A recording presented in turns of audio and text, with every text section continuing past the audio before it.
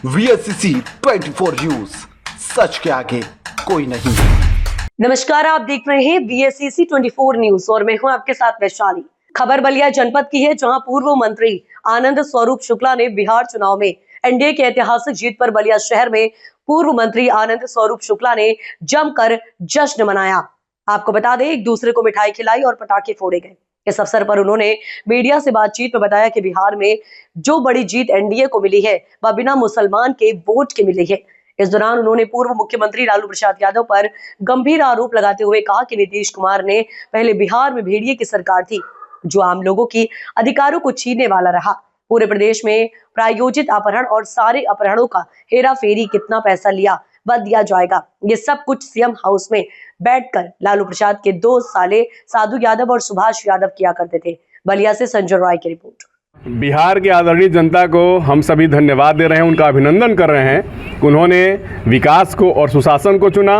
उन्होंने जो विध्वंसक ताकतें थीं, जिन्होंने नकारात्मक प्रचार करने का दुस्साहस किया, उसको नकार के और पूरी तरीके से नरेंद्र मोदी जी, नीतीश कुमार जी, चिराग पासवान जी, जीतन राम मांझी जी और उपेंद्र कुशवाहा के नेतृत्व में 2/3 से अधिक बहुमत देकर के फिर से एक बार बिहार को एनडीए के हवाले वहां की आदरणीय जनता ने किया है। हम सभी उसका जश्न मना रहे हैं। क्या मानते हैं एनडीए को इतना बड़ा मैंडेट मिला है, क्या नहीं लगता है कि मुस्लिम जो वोट बैंक था बिहार में वो भी बीजेपी के साथ इस बार आया है?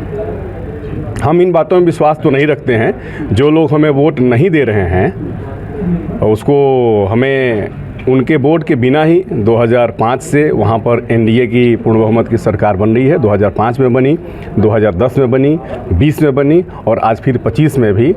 तो नीतीश कुमार जी और मोदी जी का इतना जनोपयोगी और लाभार्थी परक कार्यक्रम है, लोगों को विश्वास है मोदी जी पर, नीतीश कुमार पर। और 2005 के पहले जो आरजेडी की लालू प्रसाद यादव जी की 1990 से लेके और 2005 तक जो उनकी सरकार रही, वो सरकार एक तरीके से भेड़िए की सरकार थी, जो आम लोगों के अधिकारों को छीनने वाला, पूरे प्रदेश में प्रायोजित अपहरण और सारे अपहरणों की हेरा फेरी, कितना पैसा दिया जाएगा, लिया जाएगा, ये सब कुछ सीएम हाउस में बैठ करके लालू प्रसाद के 2 साले थे, साधु यादव, सुभाष यादव, वो किया करते थे। पूरे प्रदेश में ये प्रकरण आम था। आईएएस अधिकारी की पत्नी, उसकी माँ, उसकी नौकरानी के साथ बरसों बरस बलात्कार घटनाएं होती रहीं और वो आईएएस अधिकारी की पत्नी जब यहाँ से निकल पाई, 1-2 साल बाद अपनी आवाज़ को उठा पाई, पार्लियामेंट में जॉर्ज फर्नांडिस ने इस विषय को उठाया था। लोगों ने देखा है किस तरीके से प्रायोजित हत्याएं होती थी, किस तरीके से अपहरण होता था और विकास के नाम पर केवल लालू का परिवार विकास कर रहा था। आम लोगों की भलाई से उस समय की सरकार को कोई मतलब नहीं था और इसीलिए 2005 के बाद से लालू प्रसाद यादव के परिवार को सत्ता का दूर दूर से दर्शन नहीं हो पा रहा है। एक बार ऐसा दुर्योग बना कि नीतीश कुमार जी उनके साथ गए और 2-1.5 बरस के लिए उनके परिवार को सत्ता में भागीदारी करने का अवसर मिला। प्रत्यक्ष रूप से जनता ने उनको नकार दिया है और जिस तरीके से 2010 में 22 सीटों पर आरजेडी आई थी, आज भी लगभग 22-24 के करीब ही आई हुई है। 2005 के पहले मैं भी अभी बिहार में लगभग महीनों रहा चुनाव प्रचार में। लोगों के मन में वो यादें आज भी जीवंत हैं, जब शाम 5 बजे के बाद सड़क पर कोई निकल नहीं पाता था, कहीं कोई कनेक्टिविटी नहीं थी, कोई सड़क नहीं थी, कोई बिजली की व्यवस्था नहीं थी। उस समय लोग गाया करते थे कि जहाँ देखिए बिना तार के खंभा तो जनिह बिहार आ गई। बिना तार के खंभे हर जगह खड़े रहते थे। तो इस तरीके से जो एक कुशासन था, नीतीश कुमार जी और एनडीए बीजेपी की सरकार ने सुशासन में बदला।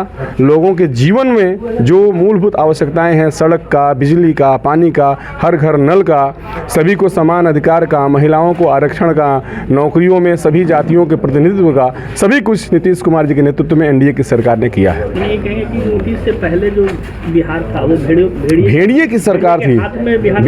बिल्कुल लालू प्रसाद का पूरा परिवार, पूरा गैंग, जिसने गरीबों की ज़मीनों को लूटना, भेड़िया ही तो कहा जाएगा ना। शहाबुद्दीन उन्हीं के इशारे पर एक व्यवसायी परिवार के 2 बालकों को जिंदा तेजाब से जलवा दिया और उसी शहाबुद्दीन को नीतीश कुमार हमेशा अपने दाहिने बाएं बैठाया करते थे, लालू प्रसाद यादव। तो उस तरीके से लालू प्रसाद यादव ने ऐसे ऐसे माफियाओं को, हत्यारों को पाल रखा था जो प्रदेश की आम जनता का शोषण करते थे, ज़मीन मकान संपत्ति कब्जा करने के लिए हत्याएं करते थे, अपहरण करते थे, लूट करते थे, रेप करते थे।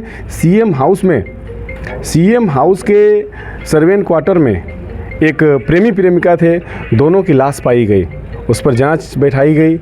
साधु यादव ने उस जो उसमें प्रेमिका थी उसके साथ रेप किया था, मार डाला था, लेकिन उसको दूसरा रूप दे दिया गया। तो वो चीज़ें आज तक बिहार की जनता भूली हुई नहीं है और मुझे इस बात का विश्वास है कि आगे कभी भी, अभी तो 10-20 साल नहीं दिखाई दे रहा है कि आरजेडी और इन लोगों को सत्ता में आने का बिहार की जनता अवसर देगी।